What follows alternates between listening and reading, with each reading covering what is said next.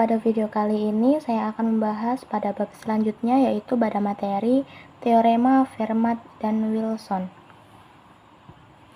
Nah, kita lihat di teorema 6.1, yaitu berbunyi jika AM sama dengan 1, maka residu-residu terkecil modulo M dari barisan A, 2A, 3A sampai dengan M-1 A adalah suatu permutasi dari 1, 2, 3, titik-titik sampai dengan M-1.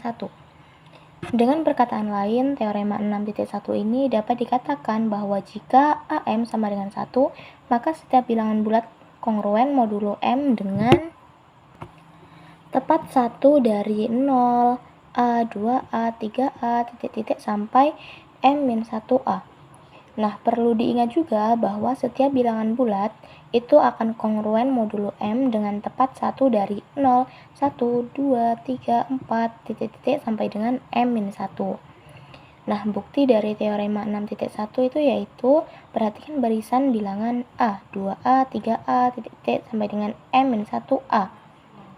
Nah, bilangan-bilangan pada barisan ini itu tidak dapat satupun yang kongruen modulo M dengan 0. Mengapa? Selanjutnya, kita harus membuktikan bahwa bilangan-bilangan atau suku-suku dalam barisan 1 itu masing-masing kongruen modulo M dengan tepat 1 dari 1, 2, 3, titik sampai dengan M-1. Nah, andaikan ada dua suku dari barisan 1, maka kongruen modulo M misalnya RA kongruen dengan SA modulo M dengan R kurang dari sama dengan 1 dan R kurang dari S dan S kurang dari M.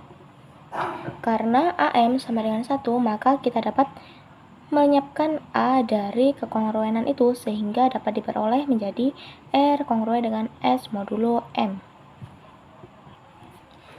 Tetapi karena RA dan SA itu adalah suku-suku dari barisan 1, maka R dan S adalah residu-residu terkecil modulo M, sehingga R sama dengan S. Hal ini kontradiksi dengan pengandaian bahwa R kurang dari sama dengan 1 dan R kurang dari sama dengan S kurang dari M. Maka pengandaian tersebut itu tidak benar. Jadi tidak ada dua suku dari barisan 1 yang kongruen modulo M.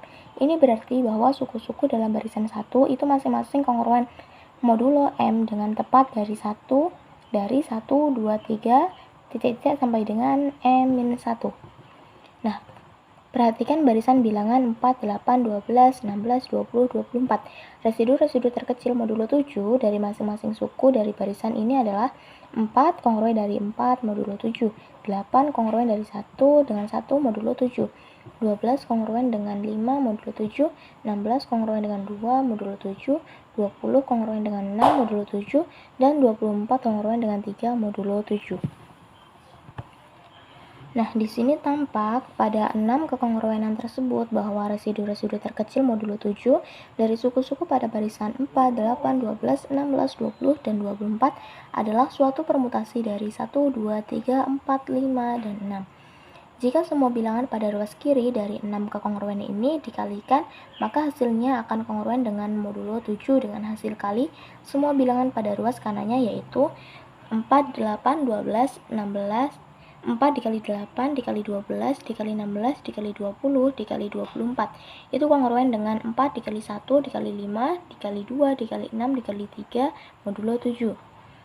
Lalu selanjutnya 4 pangkat 6, yaitu 1 dikali 2, dikali 3, dikali 4, dikali 5, dikali 6.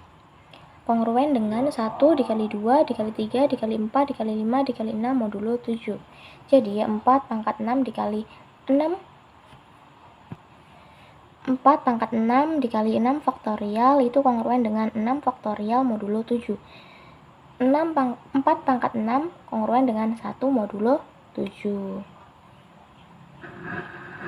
Nah, dengan cara seperti itu kita bisa menerapkan dari teorema-teorema tersebut. Kita lihat di contoh 6.1, yaitu terdapat 3 pangkat 6 kongruen dengan 1 modulo 7. Ini dapat ditulis sebagai 3 dikali 3 pangkat 5 kongruen dengan 1 modulo 7. Nah, hal ini dapat dikatakan bahwa inverse 3 modulo 7 adalah 3 pangkat 5. Selanjutnya dapat dikatakan secara umum bahwa jika P suatu bilangan prima dan AP sama dengan 1, maka inverse A modulo P adalah A pangkat P pangkat min 2. Nah, yang kedua, berapakah sisa pembagian 5 pangkat 38 oleh 11? Nah, kita jawab. Menurut teorema Fermat ini, 5 pangkat 10 kongruen dengan 1 modulo 11, maka 5 pangkat 38 kongruen dengan 5 pangkat 10 dikali 3 ditambah 8 kongruen dengan 5 pangkat 10 pangkat 3.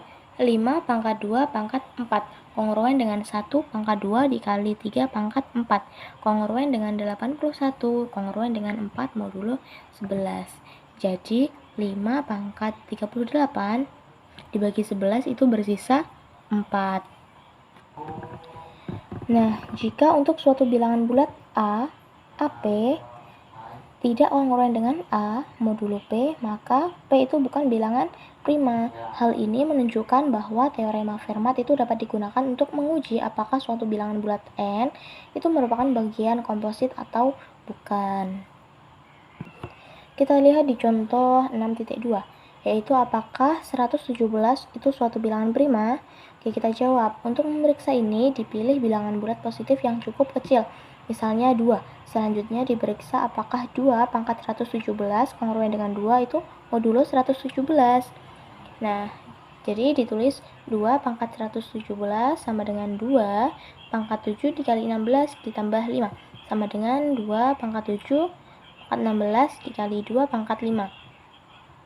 2 pangkat 7 sama dengan 128 kongruen dengan 11 modulo 117. Maka 200 pangkat 2 pangkat 117 itu kongruen dengan 11 pangkat 16 dikali 2 pangkat 5 modulo 117 sama dengan 121 di pangkat 8 dikali 2 pangkat 5 modulo 117 kongruen dengan 4 pangkat 8 dikali 2 pangkat 5 modulo 17 kongruen dengan 2 pangkat 21 modulo 17 kongruen dengan 2 pangkat 7 pangkat 3 modulo 117 kongruen dengan 11 pangkat 3 modulo 17 kongruen dengan 121 dikali 11 modulo 17 kongruen dengan 4 kali 11 modulo 117 terakhir kongruen dengan 44 modulo 117 sehingga diperoleh bahwa 2 pangkat 117 itu kongruen dengan 44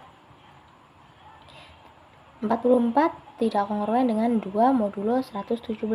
Hal ini berarti bahwa 117 itu adalah bilangan komposit dari kenyataan bahwa 117 itu adalah sama dengan 3 dikali 9. Oke, kita lanjut ke teorema Wilson. Nah, kita lihat pada teorema 6.5, yaitu berbunyi jika P suatu bilangan prima, maka kekongruenan X2 kongruen 1 modulo P mempunyai tepat dua solusi, yaitu 1 dan P-1. Bukti misalkan R adalah solusi dari perkongruenan X pangkat 2 kongruen dengan 1 modulo P, maka R pangkat 2 dikurang 1 kongruen dengan 0 modulo P. R plus 1, R-1 kongruen dengan 0 modulo P. Perkongruenan terakhir ini berarti P habis membagi R plus 1, R-1. Karena P itu suatu bilangan prima, maka P habis membagi R plus 1, R plus 1 itu kongruen dengan 0 modulo 9. R kongruen dengan min 1 modulo P. R kongruen dengan P-1 modulo P. Di sini atau P habis membagi R-1. R-1 kongruen dengan 0 modulo P. R kongruen dengan 1 modulo P. R kongruen dengan 1 modulo P. Karena R suatu solusi dari perkongruenan X pangkat 2 kongruen dengan 1 modulo P, maka R adalah residu terkecil modulo P. Jadi 1 dan P min 1 adalah solusi dari X pangkat 2 kongruen dengan 1 modulo P. Oke, kita lihat pada teorema 6.7. Jika P suatu bilangan prima, maka P-1 faktorial kongruen dengan min 1 modulo P. Menurut teorema 5.6, kita dapat memasangkan A dan A aksen dari 2, 3, 4, sampai dengan P-2. Sedemikian hingga AA aksen kongruen dengan 1 modulo P. Dan terdapat 1/2 P-3. Pasangan bilangan-bilangan tersebut yang kongruen modulo P dengan 1. Jika ruas-ruas kiri dari 1/2 P-3 kekongruenan modulo P tersebut dikalikan, maka hasil kalinya akan kongruen dengan modulo P dengan 1 pula, yaitu 2 dikali 3 dikali 4 dikali 5 sampai dengan P-2 kongruen dengan 1 modulo P. 1 dikali 2 dikali 3 dikali 4 sampai dengan P-2 P-1 kongruen dengan P-1 modulo P. P-1 faktorial kongruen dengan min 1 modulo P. Nah, kita lihat lagi nih pada teorema 6.8. Di sini terdapat jika P suatu bilangan prima ganjil, maka perkongruenan X min pangkat 2 plus 1 kongruen dengan 0 modulo P. Itu mempunyai solusi bila dan hanya bila P kongruen dengan 1 modulo 4. Bukti misalkan A adalah suatu solusi dari X pangkat 2 plus 1 kongruen dengan 0 modulo P. Maka A pangkat 2 kongruen dengan min 1 modulo P dan AP sama dengan 1. Karena AP sama dengan 1 menurut teorema Fermat, maka A pangkat P-1 kongruen dengan 1 modulo P. A pangkat 2 pangkat 1/2 P-1 kongruen dengan 1 modulo P. Dalam kurung min 1 pangkat 1/2 P-1 kongruen dengan 1 modulo P. Dalam kurung min 1 pangkat P-1/2 kongruen dengan 1 modulo P. Nah, bilangan-bilangan prima itu terbentuk 4K plus 3 tanpa tidak memenuhi sebab akan didapat dalam kurung min 1 pangkat 2K plus 1 kongruen dengan 1 modulo P. Min 1 kongruen dengan 1 modulo P, yaitu P habis membagi 2 yang jelas salah. Jadi, bilangan prima P berbentuk 4K plus 1, yaitu P kongruen dengan 1 modulo 4.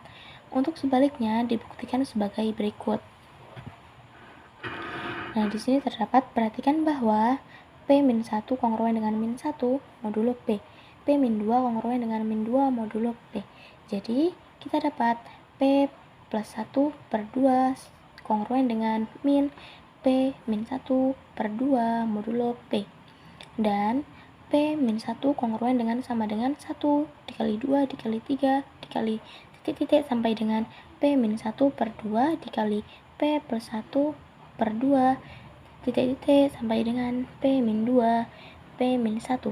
Maka P-1 faktorial kongruen dengan 1 dikali 2 dikali 3 P-1/2 dikali dalam kurung min P plus 1/2 min 2 min 1 modulo P. Lanjut, P-1 faktorial kongruen dengan dalam kurung min 1 pangkat P-1/2 dalam kurung 1 dikali 2 dikali 3 P-1/2 pangkat 2 modulo P. Sebab P sama dengan 4K plus 1 untuk semua bilangan bulat positif K, sehingga dalam kurung min 1 pangkat P-1/2 itu sama dengan 1. Lanjut, P-1 faktorial kongruen dengan dalam kurung P-1/2 faktorial pangkat 2 modulo P. Nah, mengingat teori Wilson bahwa dalam kurung P-1 faktorial itu kongruen dengan min 1 modulo P, maka min 1 kongruen dengan dalam kurung P-1/2 faktorial pangkat 2 modulo P. Nah, hal ini berarti dalam kurung P-1/2 faktorial pangkat 2 itu memenuhi perkongruenan X pangkat 2 plus 1 kongruen dengan 0 modulo P. Jadi, perkongruenan itu mempunyai solusi. Cukup sekian materi yang dapat saya sampaikan. Terima kasih. Wassalamualaikum warahmatullahi wabarakatuh.